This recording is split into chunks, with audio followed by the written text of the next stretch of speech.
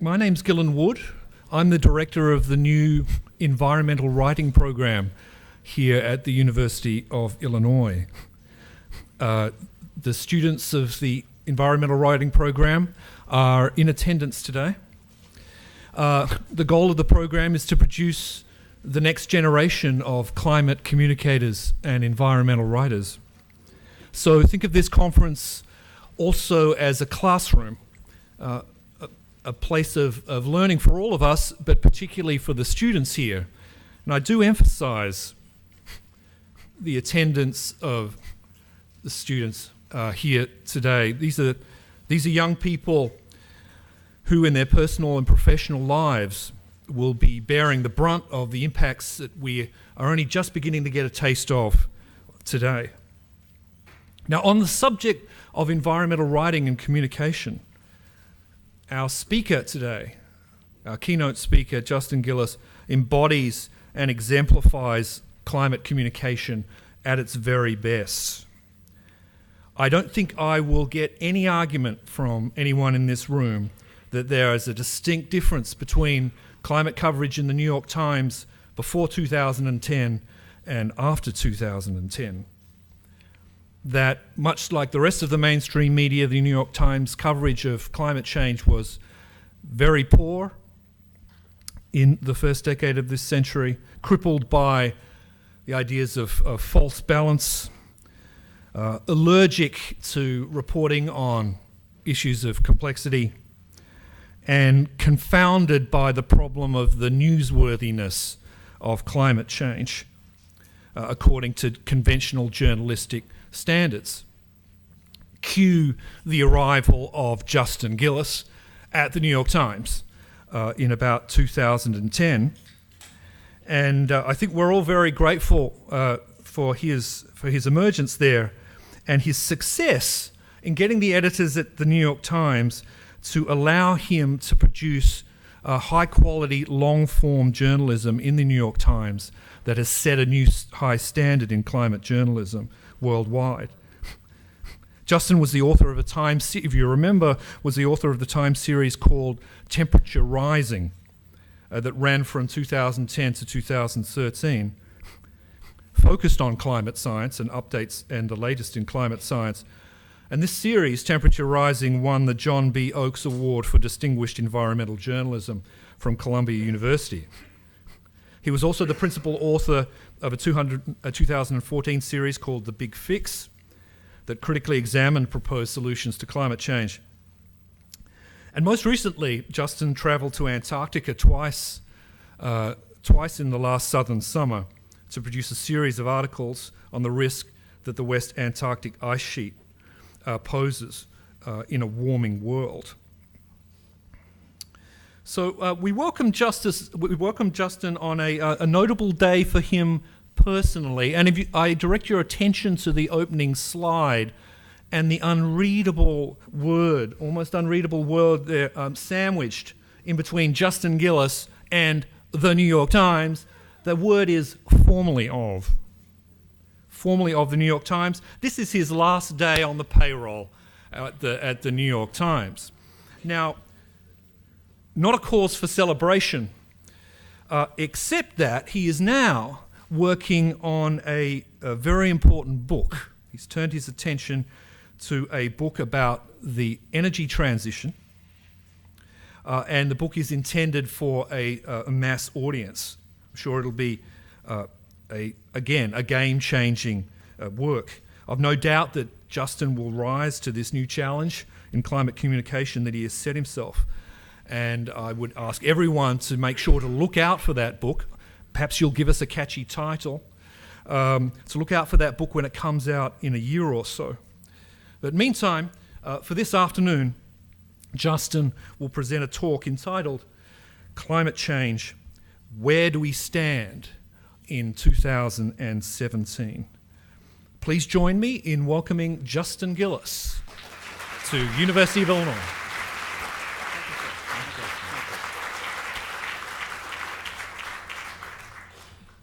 Thank you very much, Gillen, for that kind introduction. I want to let everyone know this is not my first trip to the University of Illinois. It's about the third or fourth. And I'm going to talk in a bit about the reasons for some of those trips. This is not even my first time staying at the Hotel, which I know all the students think that it's way off in Siberia over there, but I've stayed there a couple times now. It's a spectacular place. You walk in there, and it's like this high designs, truly elegant hotel, fancy as any building in New York City. So I walked in Sunday night and got to room 425 and threw open the blinds and wondering what I would see, and there's a perfectly framed corn silo right in front of me. So that's how I knew it was in Illinois. I'm told I could have gotten on the other side of the hotel and had a view of a hog farm. So I'll have to ask for that next time. We have some wonderful people in the audience here today, some of them on the faculty of the University of Illinois. Andrew Leakey is here and Lisa Ainsworth. I think a lot of you know them. They are doing what I consider to be some of the most important work in the world on the future of our food supply. And I'm going to talk a bit about that kind of work in a moment. Also here, and you're going to hear from him in the next presentation, is the great Dan Schrag from Harvard University, sitting in the back, way back there. It was sitting in Dan's classroom. I was on a leave of absence and went up to Cambridge to do a fellowship in the 2004-2005 academic year. Took a class that Dan teaches called The History of the Earth, or taught then anyway, called The History of the Earth. And toward the end of the semester, we began talking about the future of the Earth. And I think somebody in that class asked Dan, somebody who was from Orlando, kind of asked Dan, what about Orlando, when we get all this sea level rise that you've been talking about? And Dan does this. He sort of looks up like this, and he says, I think Orlando's going to be looking at the fishes. And it was at that moment, I almost slapped myself on the forehead, but it was in that moment that I decided this is the most important problem there is, and this is the problem I need to work on. And that's been my sort of professional life for going on the 15 years since.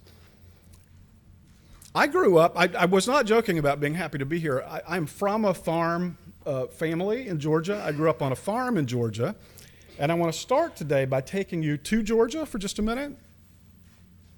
I'm going to give you a little bit of a break from the sort of, let's say, text-heavy PowerPoints that we've had earlier today. And so you're going to see nothing but pictures from me today. These are all photos that were taken in the course of assignments I did working over 10 years on this beat for the New York Times.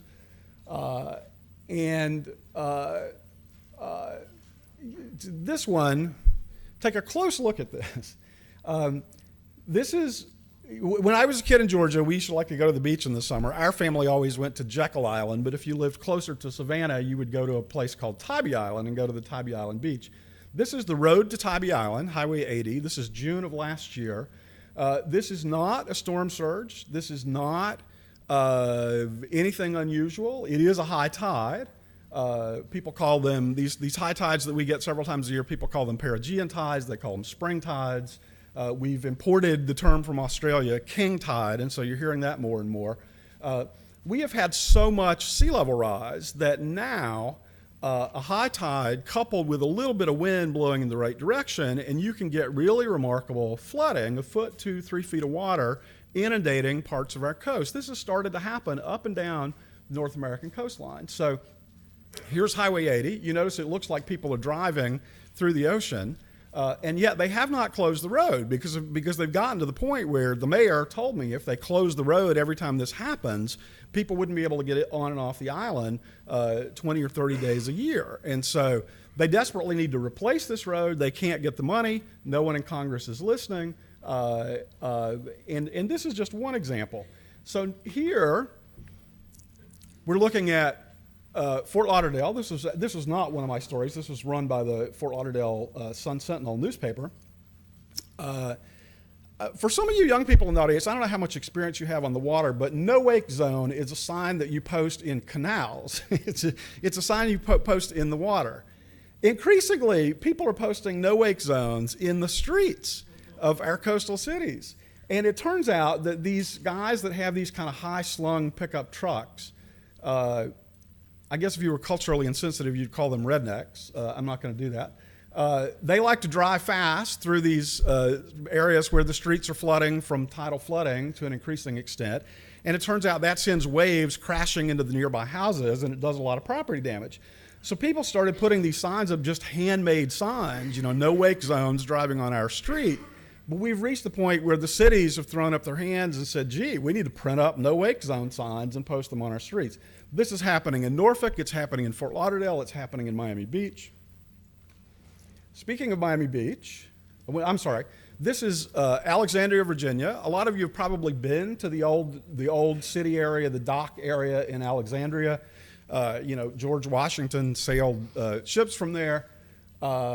This is an ordinary day. This is what people now call sunny day flooding in Alexandria. On this day, you would have enjoyed being there very much, I suspect. This is the famous octopus in the parking garage in Miami Beach. The climate deniers hated this. It went viral on the internet, and they really hated it because it's so simple. I think I do not have to convince you that there should not be an octopus in a parking garage. So this thing went viral on the internet. This is happening. This kind of thing is happening more and more in Miami Beach. As a matter of fact, the mayor there, Phil Levine, won election campaigning in a kayak amid the floods of Miami Beach and saying, we're going to spend money to finally fix this problem. This was quite a few years ago, and they are now $500 million, that's billion with a B, into spending local money to try to deal with their tidal flooding problem. Where's that water coming from? Let's take a look at the polar ice cap. It so happens that I entered college in the fall of 1978. I'm 57. And by chance, the United States put up the first satellites in 1978 that could look at the polar ice cap and sort of see the extent of the ice. So we're about to see something that essentially happened in my adult lifetime. We got the first real, the satellites have to be kind of kitted out and vetted, and so we got the first real pictures in 1979. So here you're looking at what the polar ice cap looked like in 1979. I'm going to fast forward you now to the recent low point, September 2012. You're seeing what's happened to our polar ice cap in my lifetime. It is not true, though. This is not where the water's coming from that's flooding Miami Beach and all these other places. If you remember ever studying Archimedes' principle, the ice is floating already. Therefore, when it melts, it cannot displace, it doesn't raise sea level. What is true, though, you notice we went from light to dark. We've now got a whole lot more sunlight being absorbed in the Arctic, and so the overall warming of the Arctic is proceeding much faster than for the planet as a whole. I'm going to show them to you side by side just so you can sort of see what's happened over, essentially, this is incredible sort of geologic change over the course of a human lifetime. I mean, if you'd been sitting in a lawn chair on the moon without even a spyglass, you'd have been able to notice this change. It's so big. This is where the water's coming from, or at least some of it. This is the first drone footage ever shot in Greenland, we think. This was done by my friend and colleague Josh Hainer on a trip up there. And what you're looking at is a meltwater river on the surface of the Greenland ice sheet. We're sort of flying now over the Greenland ice sheet. And I think you won't see it in this one, but you will in the next slide, that this huge river of water sort of disappears down a hole in the Greenland ice sheet, and we think that it's flowing out sort of under the ice sheet and out into the ocean. So let me go to the next. It's the same thing. I'm going to take a drink of water while we watch this.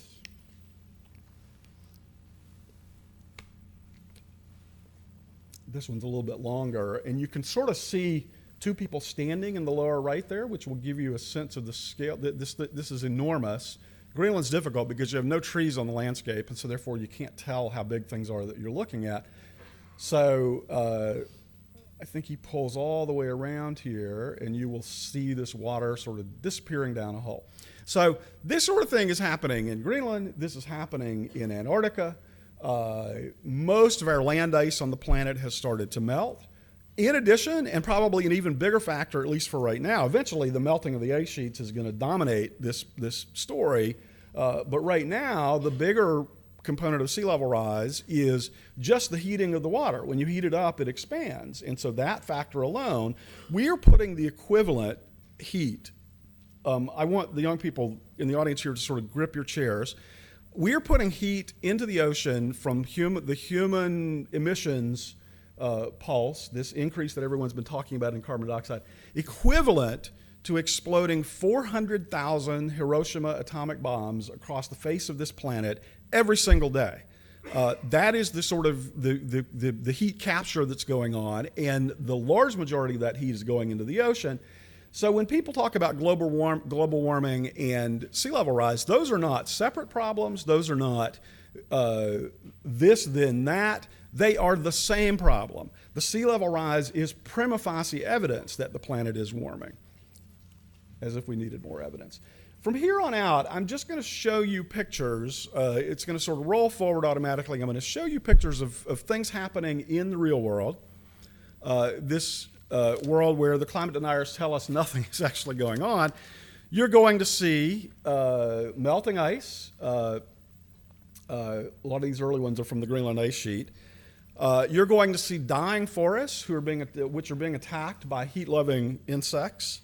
You're going to see dying coral reefs. My colleague in Australia, Damien Cave, and I just had a story in the paper a few months ago that very large stretches of the Great Barrier Reef have now died as a consequence of the heat pulse just over the last couple of years. The very survival of the reefs of the world is in question. You will see a few pictures that represent the mass migration that we see beginning across the face of this planet. I mean, much of the politics of the moment that we're seeing both in Europe and the United States has to do with mass migration, and there are reasons to think that climate change is at least a factor in some of that migration that we're seeing. You're going to see evidence of floods, droughts, storms, all things that we think are becoming more intense as a consequence of climate change. I want to talk today about the gulf between this real world of things happening that you can go out and see with your own eyes and take pictures of, and our sort of bizarro politics, right? This strange political world we've entered where, according to at least one faction in our politics, nothing is happening that's worth talking about. There's no problem. And to the extent there is a problem, the problem is, the scientists of the world have entered a massive conspiracy to sort of fool us all and, have the government take control of our lives. So it's not going to surprise you that I think this is a crazy position. I don't know. I really don't know how we got there. What we do know is climate denial is now essentially official government policy. Only a few weeks ago, the head of the Environmental Protection Agency, Scott Pruitt, said on television, he acknowledged the planet is warming. They can no longer sort of deny that. It really has become undeniable.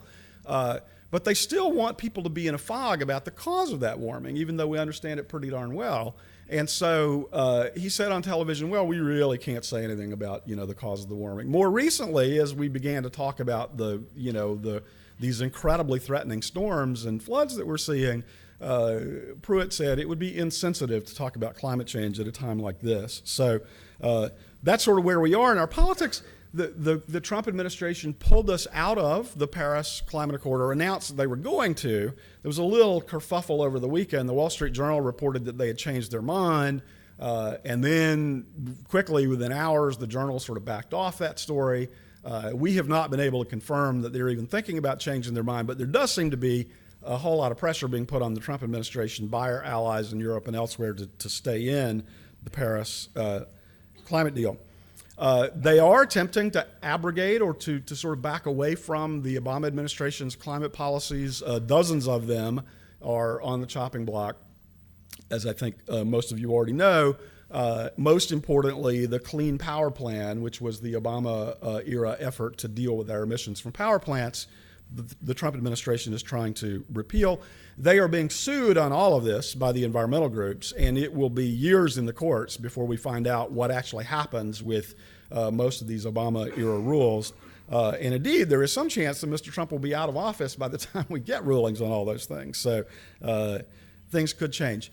Now, I want to talk a little bit about where the Republican Party is, because I grew up sort of having tremendous respect for what then to me seemed like the rational Republican position on a whole lot of issues. And in fact, I still do. I'm a little bit of a fiscal conservative. I don't like sort of spending money we don't have. I mean, maybe it's sort of okay when you're in an economic downturn, but this is not a crazy position to sort of be advocating for, fiscal responsibility of the government, and it's not a crazy position. I disagree with it. It's not a crazy position to be advocating for low taxes. Denying actual physical reality of what's happening in the world is a crazy position, and I truly don't know how it's come about. What I think is that the Republican politicians are finding themselves having to cater to a sort of an increasingly nutty fraction of the Republican base that's just gone totally off the deep end on a whole bunch of different issues, and this is one of them. So I keep trying to sort of take the temperature in Washington, and I actually go down there and have lunches periodically with sort of senior Republican people. They demand, when you do that as a reporter, especially a New York Times reporter, they demand that the notebook be put away and no notes be taken.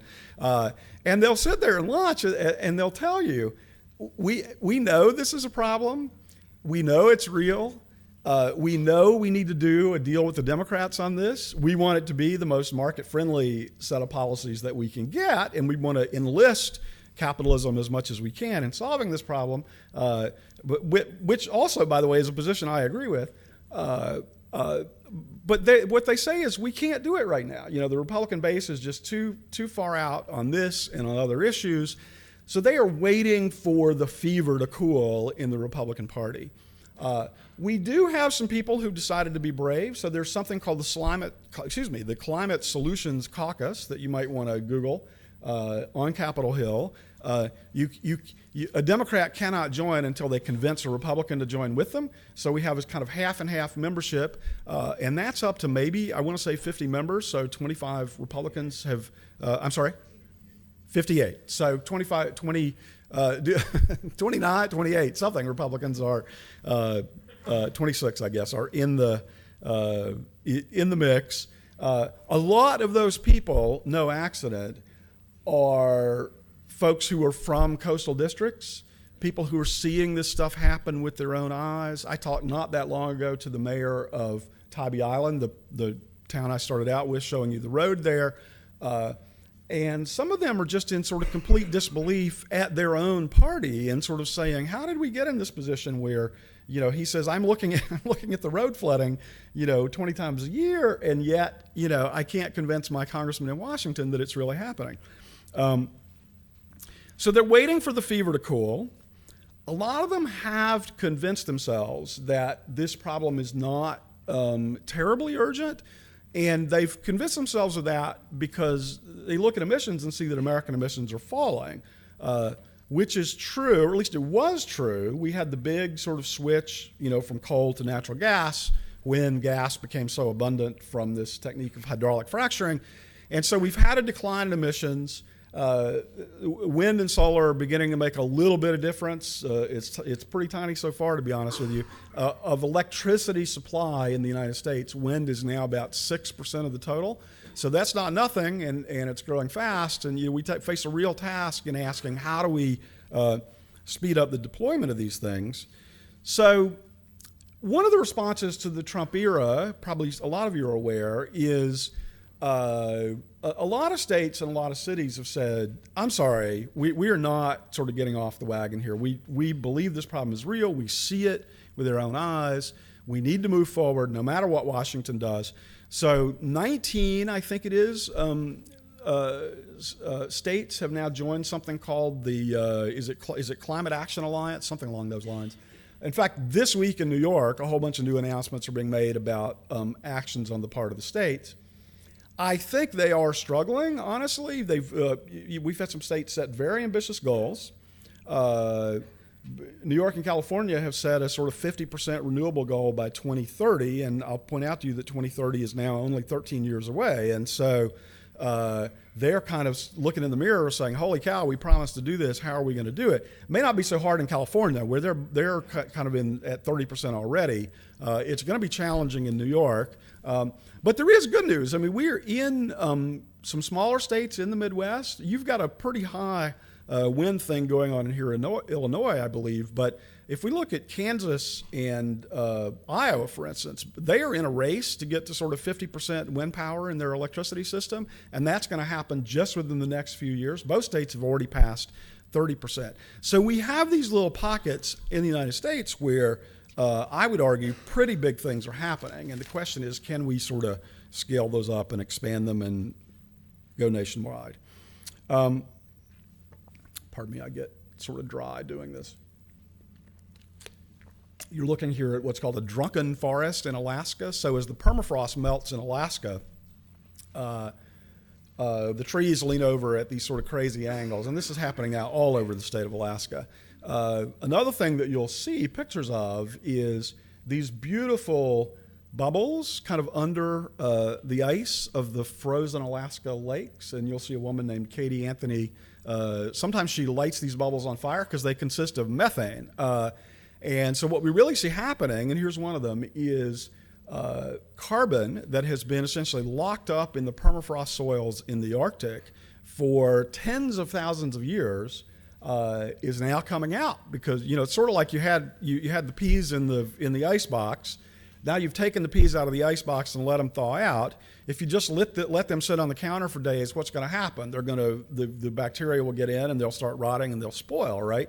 So that's what's happening to the carbon in the Arctic, and that carbon is now coming into the atmosphere as methane and carbon dioxide. Sort of depends on how much water is around. People are not sitting still. I sense in the country this tremendous determination to move forward, to not let the Trump era be the end of climate action in the United States. What have we seen so far? I mentioned Miami Beach, where we've got local government spending $500 million on dealing with their flooding problem. The city of Norfolk, another place where we're seeing very rapid changes in this nuisance flooding problem, is they have a wish list, and their wish list is about $1 billion. I went to one neighborhood in Norfolk. That was $1 billion with a B. I went to one neighborhood in Norfolk that, for all of its existence, since it was built in the 19th century, had no flooding problem. I met a woman whose house is now flooded 3 times in 10 years, basically. This entire neighborhood is beginning to see very serious problems.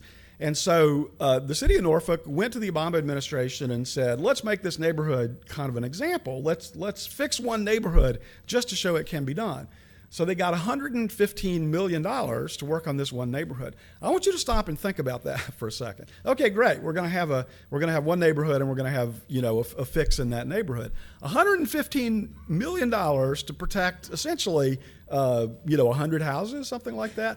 So you begin to see the magnitude of the problem. If we're going to continue to live on our coast as we've been doing, we are talking about trillions with a T, in national investment to sort of continue doing that. We are nowhere near realistic discussion in Congress about that problem, about the money that it's going to take, about the taxes that it's going to take to do that, about whether it's even wise to try to do that, and should we be looking at withdrawing from our coasts in an orderly way instead. We are just sort of nowhere on this. And in fact, we have something pretty close to the opposite of a national policy on sea level rise. We actually still subsidize people to build in risky places. We are subsidizing flood insurance to the tune of, the flood insurance program is now $25 billion in the hole, and we have not seen the bill yet, really, from the flooding in Houston or from the recent hurricane in Miami. When all that's over, my guess is we're going to be $50 billion in the hole. That's coming straight out of the taxpayers' pockets, and nobody really has much of a plan to do anything about that. There's an even bigger problem, which is that under something called the Stafford Act, we go in after storms, and we, the taxpayers, pay to rebuild all the infrastructure of all these towns that decided to build in risky places in the first place. Now that seems like the humanitarian thing to do. Here, Dauphin Island, here's a $100 million check. Put everything back like it was. We're sorry the storm hit you. Of course, the stuff that's on Dauphin Island should never have been there in the first place, right? And we have no policy. We have not even the beginnings of a policy to say, let's begin to withdraw these subsidies. This to me is bizarre because, the American left hates these particular subsidies, right? Because they put people in harm's way. The American right professes to hate all subsidies. I don't understand why we can't get a deal on these subsidies, right? And sort of get them repealed. But it's been very hard to do. People have been getting, essentially taxpayer financing for their beach houses for a long time, and it turns out taking that away is politically difficult. We face, as a nation and as a world, as a society, we face some really, really big decisions. The last story I'm going to put in, there was a story in the day, I'm happy to say, but the last story I'm going to put in the New York Times is probably going to be in the paper tomorrow. It'll probably post sometime tonight.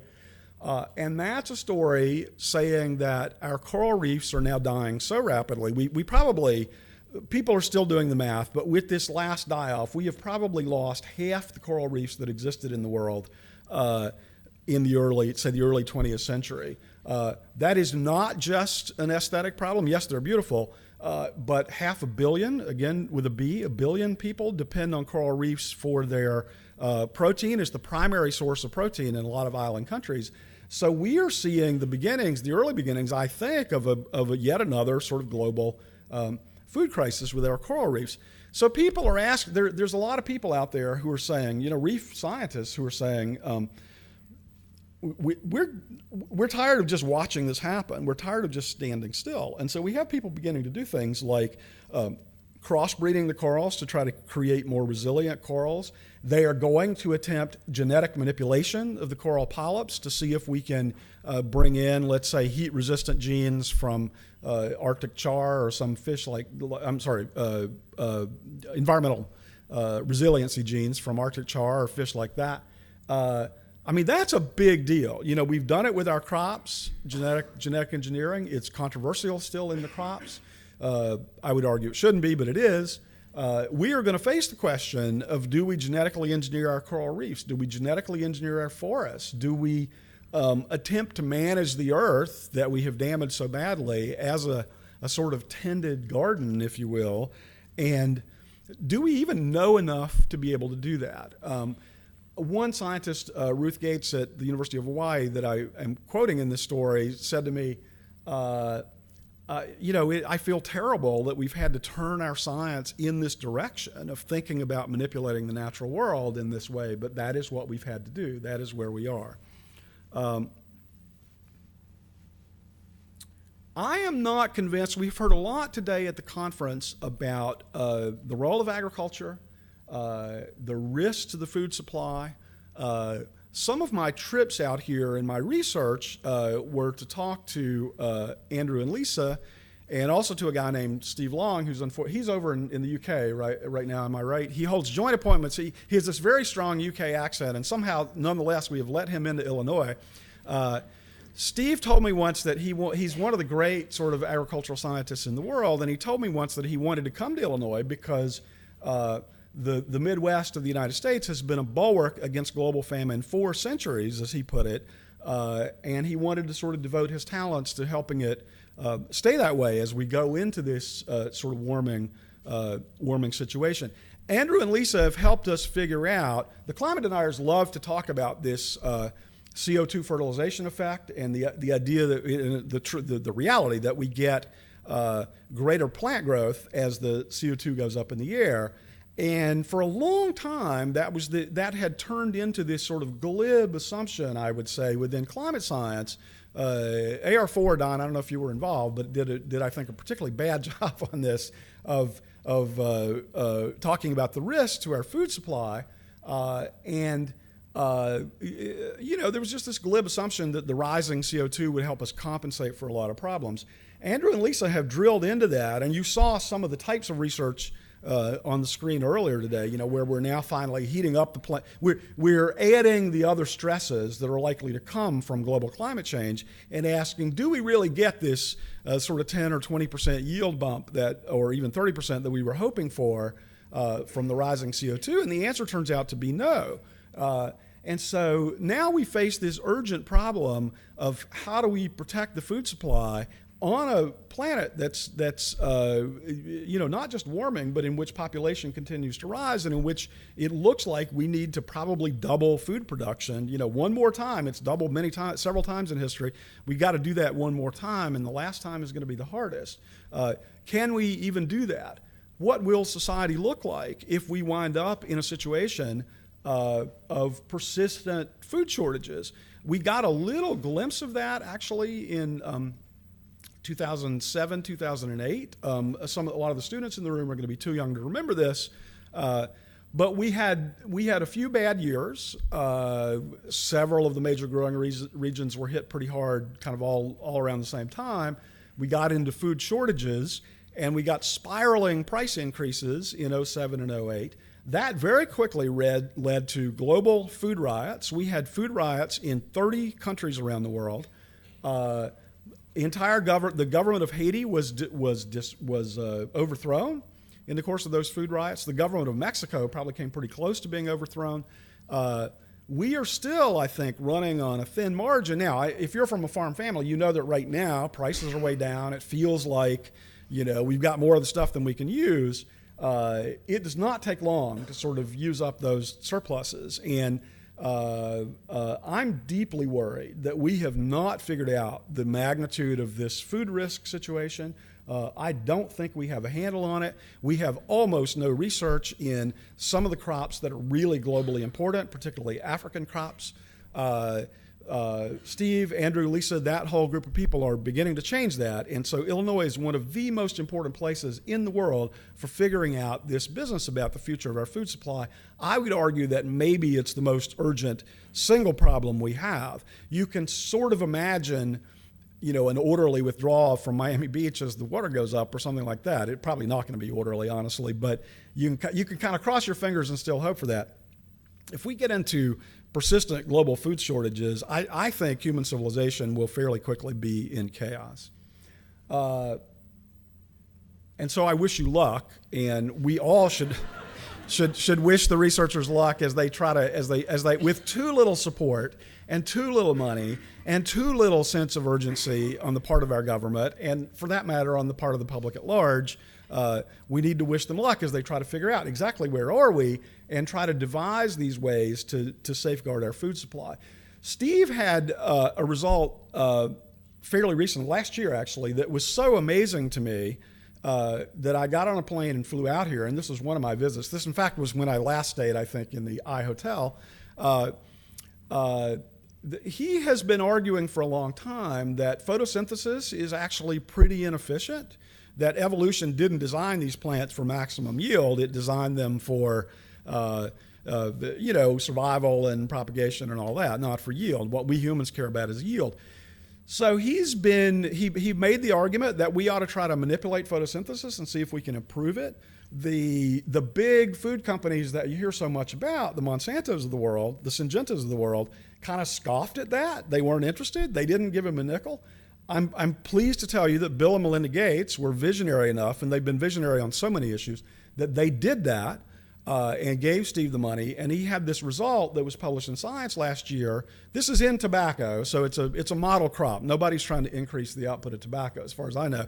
But in tobacco, from this sort of first set of genetic manipulations that Steve tried, they got I believe I'm right to say there were 3 different strains, and the yield gain was as high as 19%. Basically same water, same amount of land, and you're getting a 19% increase. Steve believes that by genetically messing around with photosynthesis, we can get 50% increases in the yield of our major food crops. It's going to be controversial. Lots of people don't like genetic engineering of the food supply.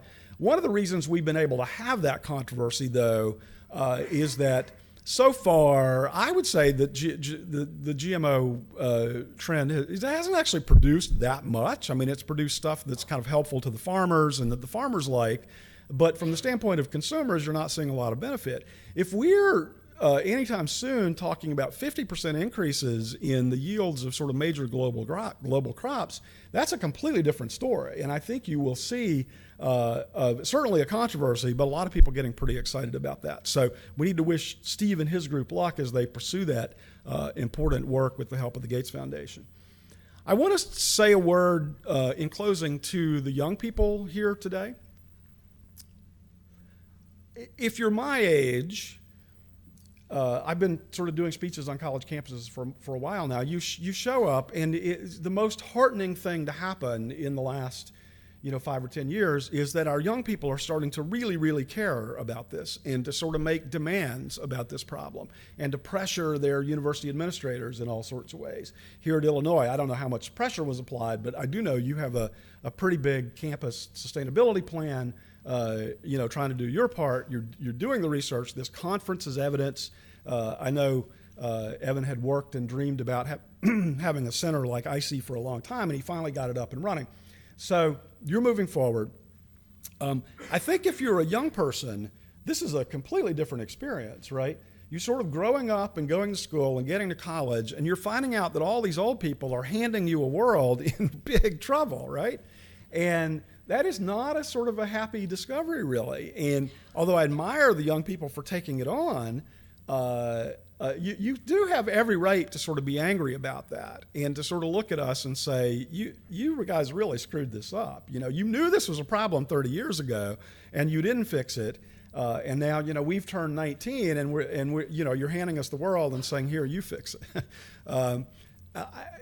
Absolutely legitimate to sort of be angry about that, and yet anger accomplishes nothing. We are all in this together. In the Trump era, more than ever, we have a whole lot of work to do. A lot of that work is important work going on right here. Let's wish ourselves luck and especially the young people luck in helping figure out a way forward for this world that they are inheriting. Thank you very much for your attention today.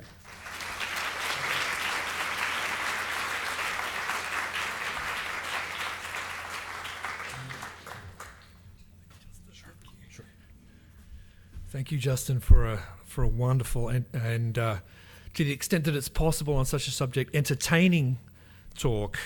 And now, Justin will be pleased to entertain questions. We have a good amount of time, so I'd ask you to keep your questions brief so that we can maximize the number of people who get to ask their question.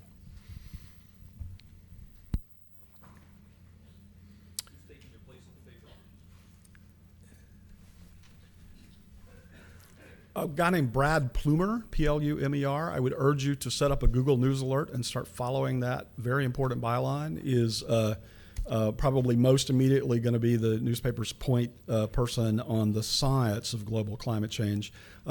Let me say that if we were 5 years ago, I could not have left the Times in good conscience, because a lot of you will remember the paper went through a period when we sort of cut back on environmental coverage. There was a huge outcry from the audience when they did that, but nevertheless they did it. And I was almost the only sort of game in town for a while. I'm pleased to tell you that things have turned around completely. I think several things happened. Just reading my coverage, Dean Baquet, the editor of the paper, slowly became convinced that this was, in fact, the largest problem, and that he had to cover it responsibly. And then on top of that, the Sulzberger cousins, the younger generation of the Sulzberger family that owns the paper, have begun to come into sort of management and leadership positions. So this is another case of sort of young people kind of seizing the reins and saying, I'm sorry, we have got to do better on this story. So as we speak, as I was going out the door, I recommended that the Times hire 3 people. 2 of them are now on the payroll, and one is imminently about to close, I think. We are building a team that's going to be 12 people. which will be, I think, by far the largest footprint of any news organization in the world dedicated specifically to covering this issue. So in some sense, I'm able to walk out the door in good conscience and do something else, which is a deep dive into this clean energy transition business and how do we move forward, and sort of do that in good conscience because the paper is going to be in pretty good shape, I think.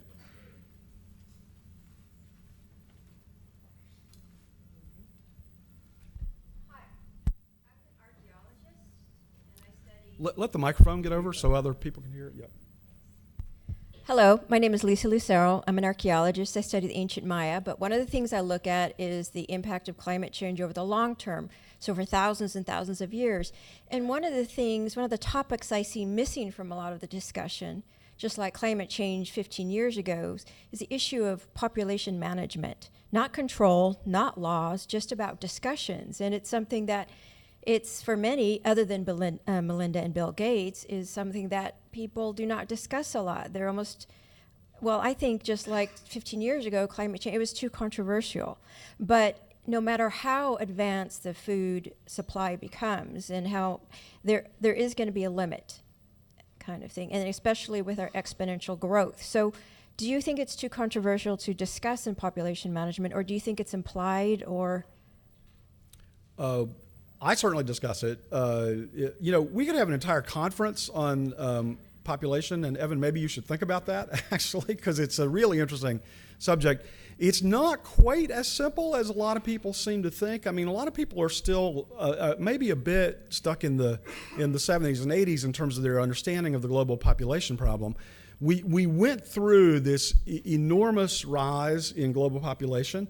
If you ask the question, is that part of our problem right now?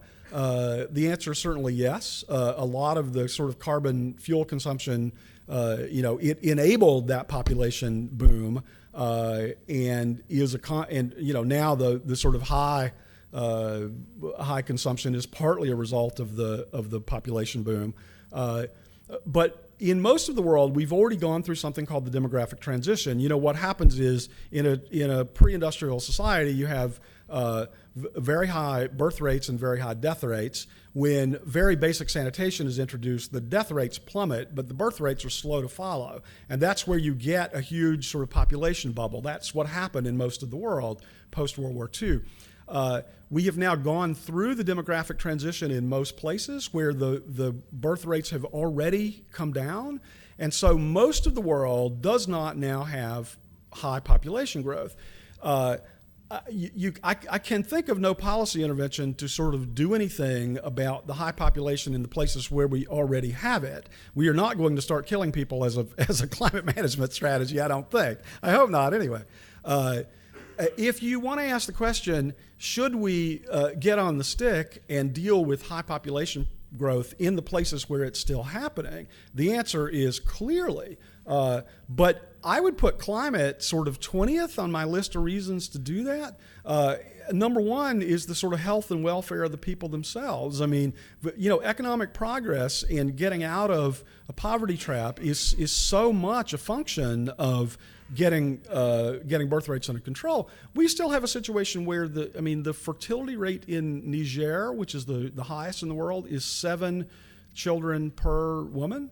That's staggering. And you look at sort of the population projections for sub-Saharan Africa, they are truly alarming because you're looking at those projections over here and you're looking at the climate forecast over here. I mean, Yemen is supposed to go from 5 million to 25 million people in the next few decades. Yemen is running out of water right now as we speak, and I simply don't see how a population of 25 million gets supported in Yemen. And so we urgently need to be about the business of getting population back on the global agenda. There's complex. I won't go into the complex history of how it fell off the global agenda here today because it would really take a while. But what I will say is we now know that one does not need coercive population policy. It is crystal clear that all you need is access to birth control, and you need education for girls, for young women, at least some degree of education. It turns out the minute they are literate, they start having fewer children. The effective, very rapid population demographic transitions have been engineered in Mexico, basically in the 60s and 70s, in Iran in the 70s and 80s, very different types of countries, very different religious traditions, and yet it proved able to be done. And so, if you want to talk about sort of 2100 and what's our, lingering carbon consumption going to be in 2100, then the population growth rate right now really matters to that. But what I would say to you is, we ought to be doing that for a whole lot of reasons, and climate is one of those reasons, if that makes sense.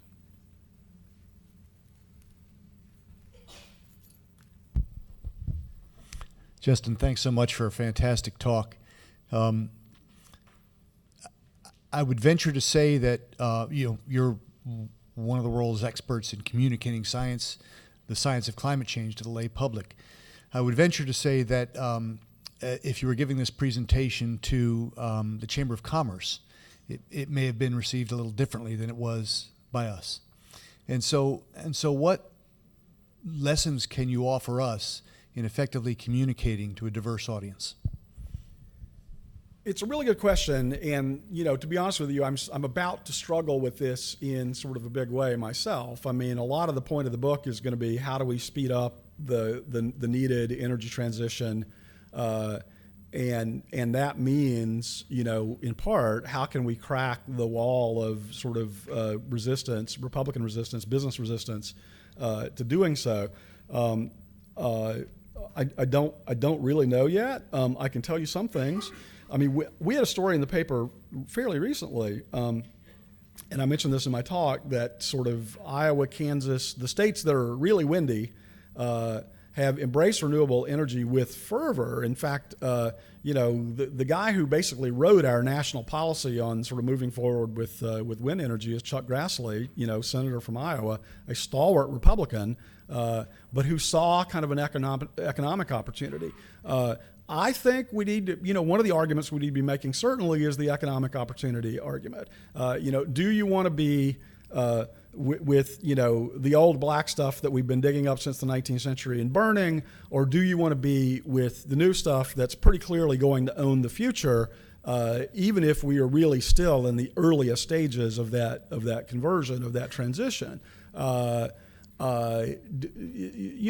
You sort of do the math on what a big wind farm can bring to a single kind of rural county in the Midwest, for example. You're talking about higher tax base. You're talking about the farmers love it because you're not taking that much of the land, really, so they don't see big hits to yields, and yet it's a very steady. It can make a big difference to a farm. So I think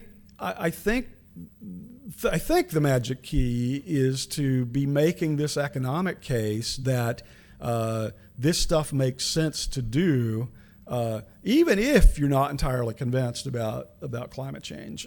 I think we're going to hear on a panel tomorrow from somebody here who's working on the health impacts of pollutants, and that's a bit of a hard case to make because it's invisible, right? This stuff is in the air.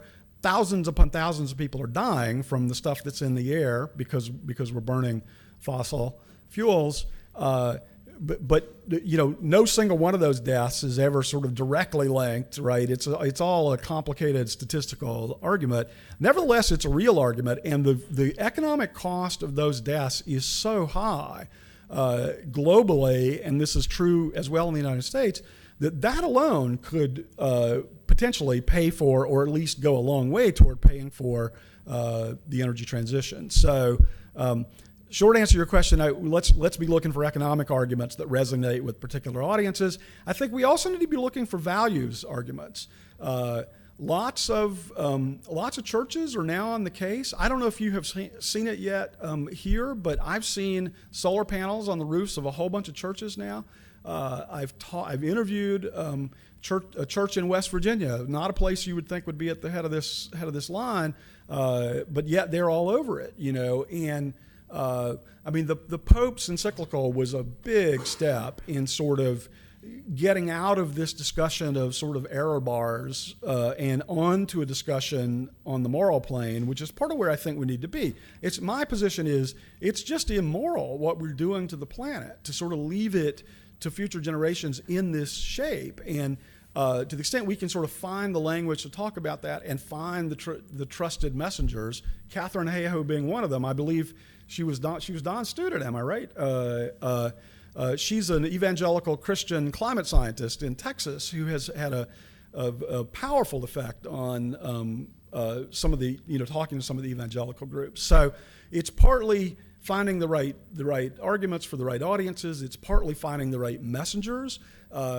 It's training our scientists as they're coming up to be good communicators. If I were I said in a class yesterday, if I were a climate scientist right now, I would be studying the classical arts of rhetoric. I'd be reading Cicero. I'd be reading, Persuasion and sort of all these, these classic works on how you get across ideas to people.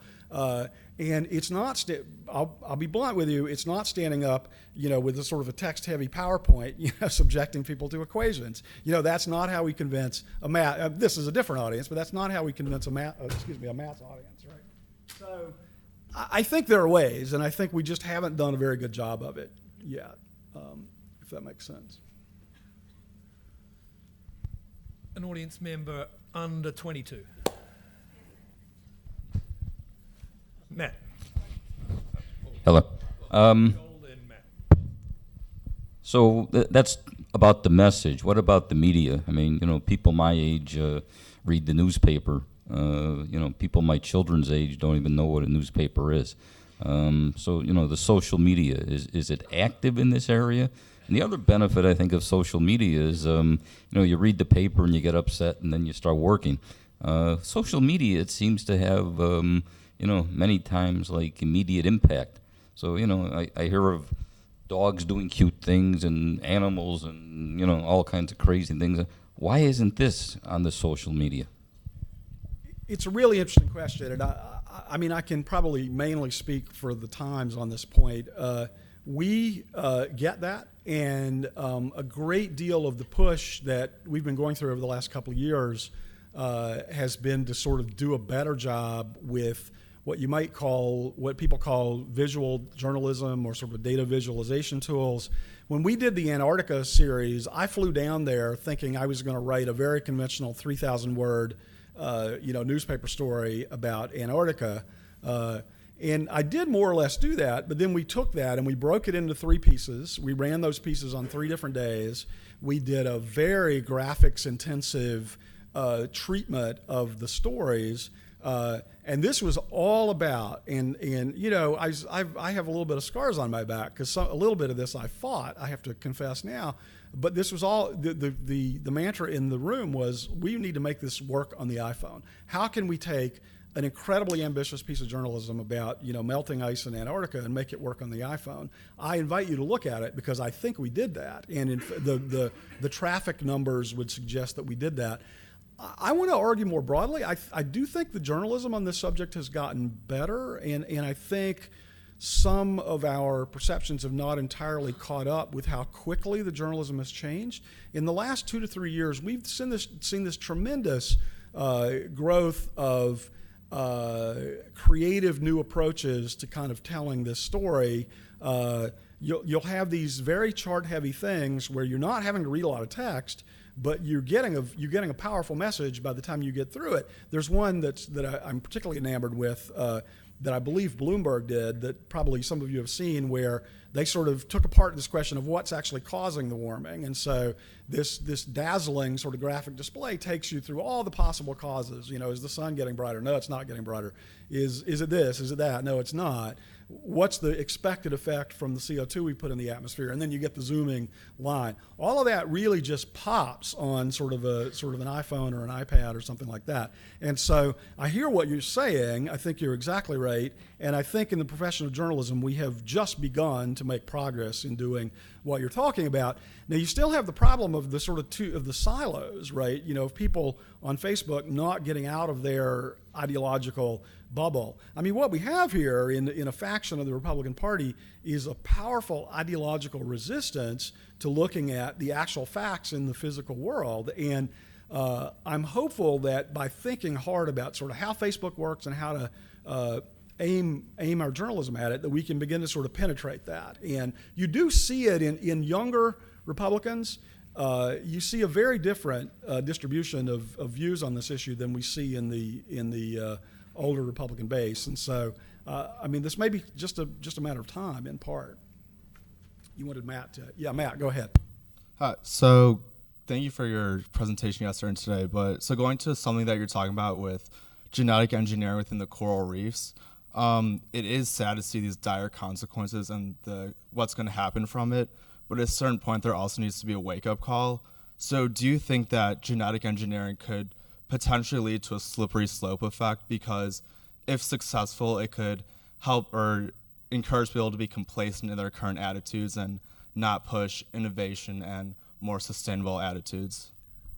I am pretty worried about that. And I think in the piece we publish tomorrow, you will see that coming through pretty clearly as one of the major concerns. I mean, we really have no idea what the risks would be of doing what people are thinking about doing. To be clear, no one has given them permission to go forward with putting these things back in the ocean. I mean, all of this is going to be done on land initially.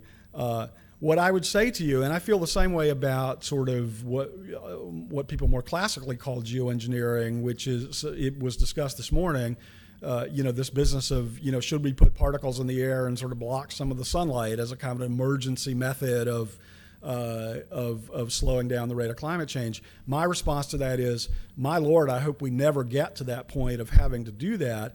But it would be sort of foolish and irresponsible not to begin to do the research and to have a scientific base if we get into such a situation that there's essentially civilization has descended into chaos and people are looking at sort of last resort options. You don't want there to then be no information, right, about what the effects would be. We want to have an information base.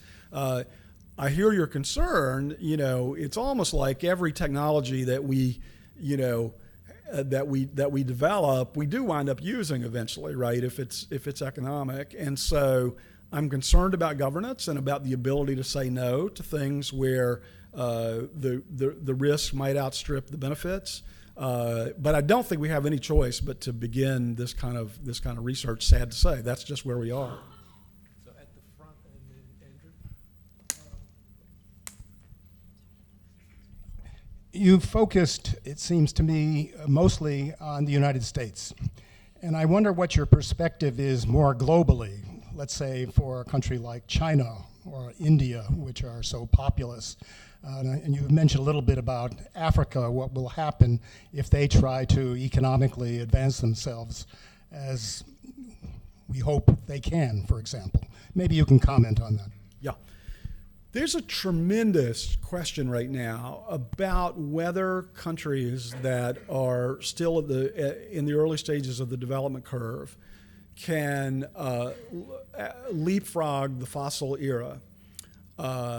And the analogy I'd use here is sort of the cell phone. Many of you who are as old as I am will recall that for decades, if you went to sort of Africa or big parts of India, you really had trouble even making a phone call because they were government-run phone monopolies. They had been really, really slow about installing the lines, and phones were just impossible. Then along comes this technology of the cell phone that allows you to sort of blow past that. And we had a whole bunch of private operators. I mean, I've sat with people in grass huts in Africa who have cell phones, right? And they pedal a bicycle 10 miles into town to charge that cell phone. But the cell phone is a lifeline for them, not just for calls, but for sort of, it's their only portal to the world of information. If you are growing bananas in Uganda, you really want to know the price of bananas before you put 50 pounds of them on the back of your bicycle and pedal 10 miles into town, right? Is this a good day to sell my bananas or not a good day? People suddenly have that information. So I don't know that I can make the argument yet that renewables are going to provide us with the answer or the whole answer, but they may be a big part of it. I mean, we are seeing auctions for solar power in India, big solar farms, for example, where solar is beating the price of fossil energy by such a large margin that the Indian government is taking the solar bids on grounds of economics alone. They have had and this has been happening so rapidly that, I mean, the Times has had one story on this, and I don't think we really capture the numbers, but they are peeling back radically on their projected coal build-out in India because they are beginning to see we may actually have an alternative that's both cheaper, better for the climate, better for people's health. So I wouldn't want to minimize the challenge. I mean, climate change, for us to do nothing about climate change is immoral. It's also immoral to sit and do nothing as 1 billion or 1.5 billion people in the world still have no access to electricity and toilets and the sort of benefits of modern civilization. You could even make a case, a lot of people would, and I might, that's a more urgent problem to sort of get energy access to those people. I am hopeful that we will be able to do it in at least a lower carbon way than what you might call the old pathway. Hey, Justin. I wanted Andrew. to take you back to the science communication challenge. It seems to me there's incredibly few people who have your ability to wade through the morass of data and make a compelling story about it. Scientists were generally not trained to be effective as journalists or use rhetoric that communicates effectively to the public. If I was a journalism student, I imagine I'd find the data on climate change or crop production horrific to get through. So when we think about an institution like Illinois and one of our missions is civic engagement, are there things you think places like this should be doing to cross-train people in these disciplines? How do we break down those traditional silos? It's funny you should ask that question. I mean, I'm still trying to figure out my post-book writing life, and one of the ideas in my head, several universities are beginning to talk in very early preliminary terms about the need for centers devoted to climate communication. And it's kind of unclear as yet what they would look like, but you might have, for example, a kind of a cross-disciplinary center at a university with roots in the journalism school and roots in the science community and a whole community of scholars devoted to this question of how do we better communicate. You can think of lots of potential kinds of innovation that might happen if those people were both familiar with the science and understood what needed to be communicated, and at the same time were studying Cicero and studying classical rhetoric and thinking about, okay, how do we apply the eloquence of the King James Bible, to this modern problem. The effective communication is not terra incognita. There is a large body of work on how to do it and on what works. We just haven't seen much effort yet to sort of apply that to the climate problem. I think we're slowly inching in the right direction. I mentioned that I think the journalism has gotten better. I mean, to me, that's sort of step one, right? If you're going to alert the public to a problem, I mean, we have to have good journalism about it. And so, but I think there's work to be done in thinking through how, how we do this sort of thing. Certainly, as a short-term emergency measure, I think you could think about, workshops. Let's have climate change 101 for journalists, for example, or television broadcasters, or radio. We have a big problem of climate denial among our weather forecasters, most of whom have no training whatsoever in climate or meteorology. You could also think about sort of communications 101 for scientists, and I don't. I've been myself to sort of as a high school student. I was dragooned into some pretty effective kind of how do you speak in public, how do you communicate, what are the things to do, what are the things not to do. Again, it's not a black art. There are people out there who know how to do this stuff. We're just not teaching our scientists to do it very well. Let me give you a really simple thing, and I said this in a class yesterday. A lot of American scientists now are, you've probably been invited to sort of church groups and, in church basements to kind of explain what you're doing and why it's important. A lot of scientists will stand up in front of American audiences and talk to them in meters, degrees centigrade, a language that the average American audience has no clue what you're talking about, right? And that's actually a lot more important than it looks. Of course, those numerical units are the language of science, but when you refuse to speak to an audience in the numbers that they are used to, what you're really saying to them is, I refuse to talk to you in a language that you can understand. We have to learn to talk to people in language that they can understand. And I do not think that's hopeless. I just think we haven't really been on the case, and we have, we're in an emergency here. Why are we not having emergency meetings and emergency workshops all over the country about how to do this? And our universities have been the leaders in this problem, in identifying it, in explaining the science. But, Don, with all due respect, I mean, the IPCC reports have been debacles as exercises in public communication. Much of our science is just not getting through clearly to the public. And so, I guess my answer to you is help me figure it out. I mean, we need to figure out how to do this. So last question at the back here. Hi, I'm a student of UIUC, and currently I'm here with my Fundamentals of Sustainability class. I think my question for you that goes along, I also want to thank you for coming to speak. It's been really interesting to hear you. Thank you. But also, I think my biggest question would be, how do you communicate in regards to resource allocation, how do you bring up the fact that people in the U.S. or in other countries, how do you say, like, you're using a lot and we need to save these resources for others? Like,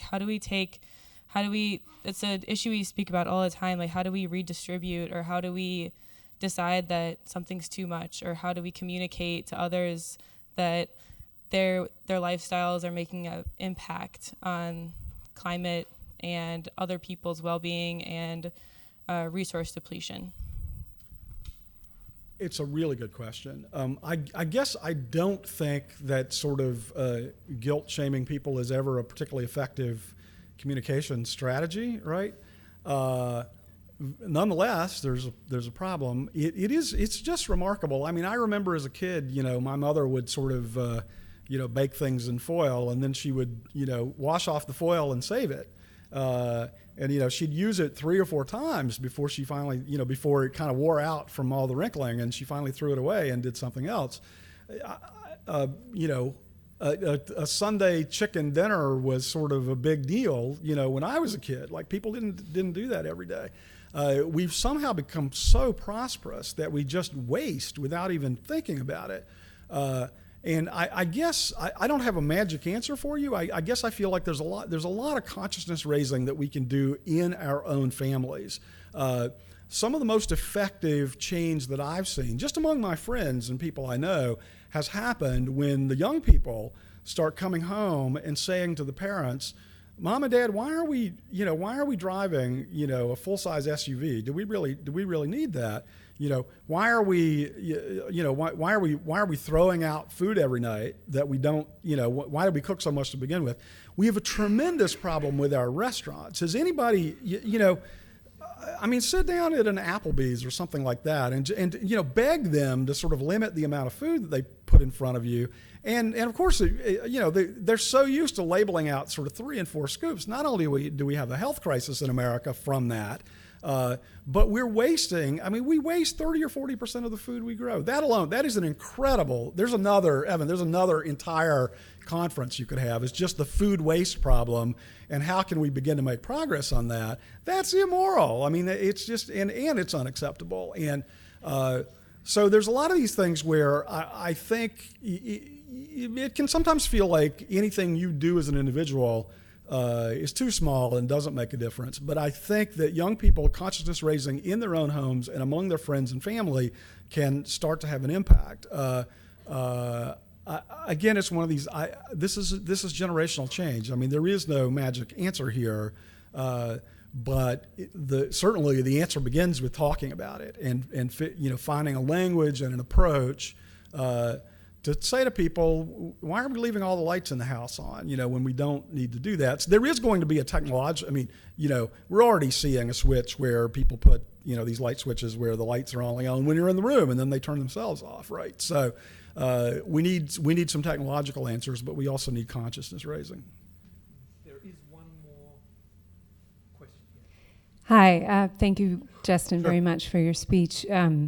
I wanted to add to the conversation about communicating the science and just sort of give a different perspective. I'm a novelist and an essayist, We creative are running writer. out of time, so could you just make it? Yes, sure. I just wanted to hark back to something that a student said last night that really moved me, a question about finding hope.